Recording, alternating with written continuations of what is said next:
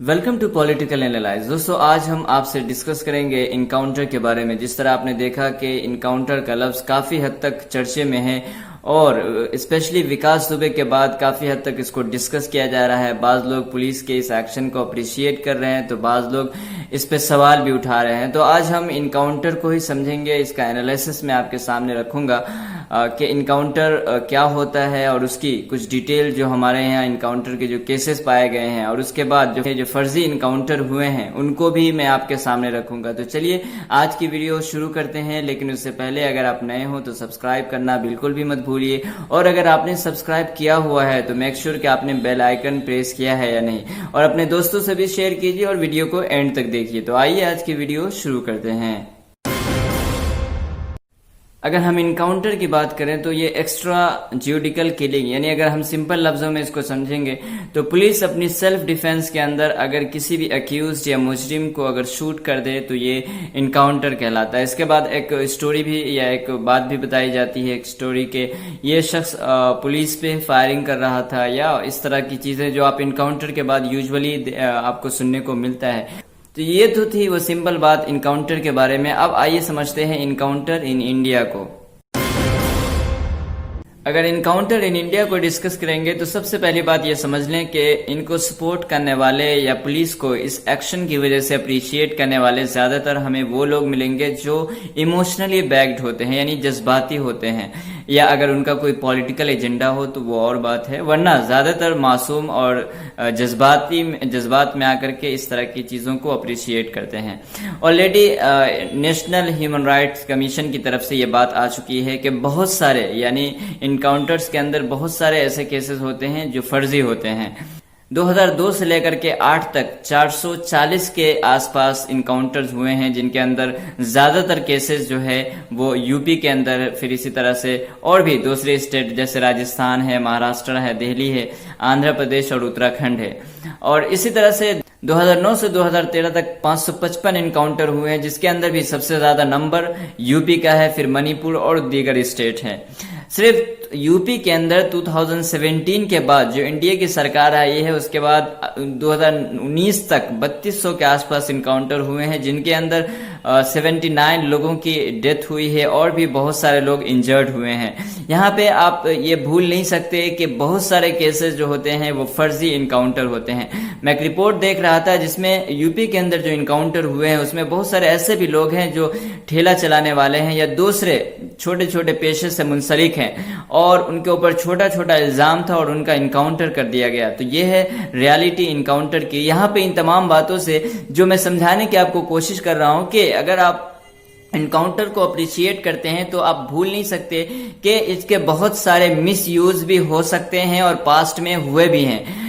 UP के encounter में ऐसे लोगों पर गाड़ी चलाकर भागने का इल्जाम लगाया गया जिनको गाड़ी भी नहीं चलाने आती। अब विकास दुबे के केस में ही देख लीजिए, लोगों ने इसको फर्जी इनकाउंटर इसलिए बताने शुरू किए कि लोगों के जहन में बहुत सारे ऐसे भी क्वेश्चंस आए जिनके जवाब लोगों को मिल नहीं रहे थे। फॉर एग्जाम्पल, जब विकास दुबे जिस गाड़ी में चला था और जो गाड़ी पलटी थी, दोनों गाड़ी अलग अलग थी। इसी तरह से एक इतना बड़ा अपराधी अगर जा रहा है कहीं तो जाहिर है कि उसके हाथ में कुछ न कुछ उसको बांधा गया होगा। इसी तरीके से जब पुलिस के कहने के हिसाब से वो भाग रहा था और फिर फायरिंग भी की, तो फिर उसको रिटेलिएशन के अंदर हमने फायर किया और जिसमें उसकी डेथ हुई। जब उसको गोली लगी थी तो वो सीने और कमर में लगी थी, और जब पीछे से गोली लगाई जाए तो पीठ में लगनी चाहिए जबकि सीने में लगी हुई थी। ये भी एक इसी तरीके से एक आदमी जो कल सरेंडर कर गया था, जो कि जिस तरह से विकास दुबे को अरेस्ट किया गया था या जिस तरह से वो अरेस्ट हुआ था उसमें बिल्कुल ज्यादातर इस बात के चांसेस थे कि वो अपने आप को उसने सरेंडर किया है।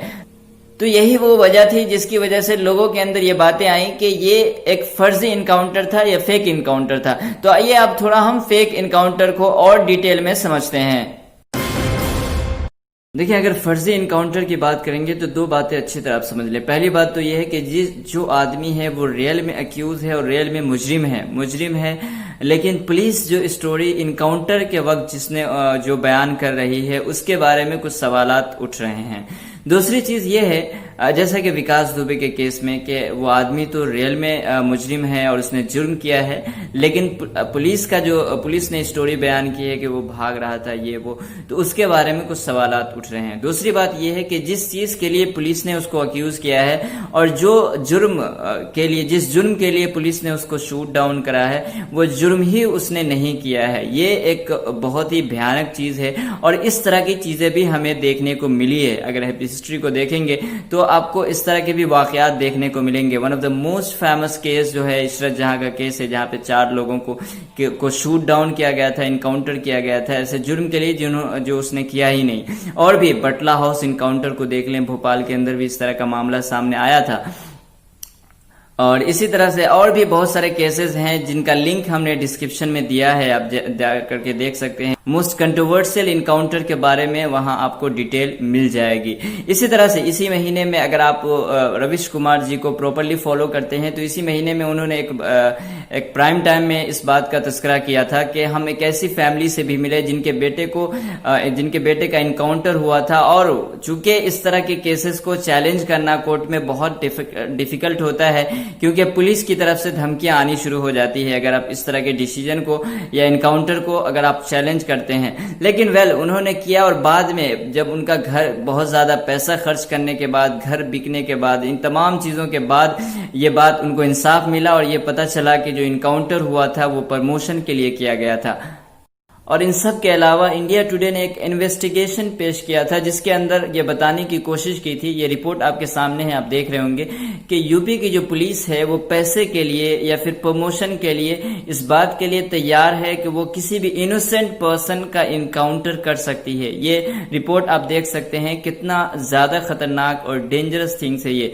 आप यहाँ से आपको ये समझने की जरूरत है और यहीं से मैं आपको समझाने की कोशिश करना चाह रहा हूँ कि आप समझें कि हम किसी भी इनकाउंटर को ऐसे ही अप्रिशिएट नहीं कर सकते हैं। हम अब इस टॉपिक के हवाले से कुछ और भी चीजें समझ लेते हैं जो यहाँ पे समझना हमारे लिए इम्पोर्टेंट है। तो आइए आप देखते हैं अपने लास्ट और आखिरी पॉइंट को।